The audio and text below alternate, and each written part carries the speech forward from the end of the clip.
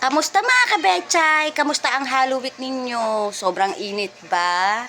Tara, kapit tayo kahit mainit. May kasama pang pandikoko. Favorite ko tong pandikoko. Pasensya na ninyo yung tsura ko kasi kaagising ko lang. Alam mo naman ang donya, joke. Hindi ho ako donya.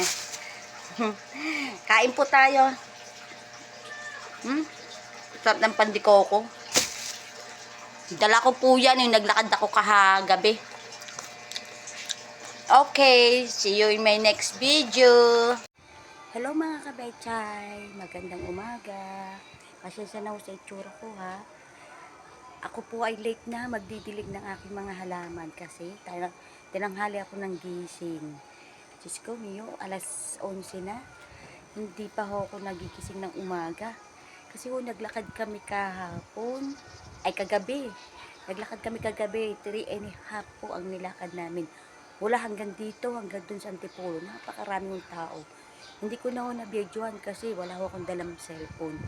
Kaya tuloy yung mga halaman ko natuyo ho. Late na kasi ako magdidilig. Tingnan po ninyo.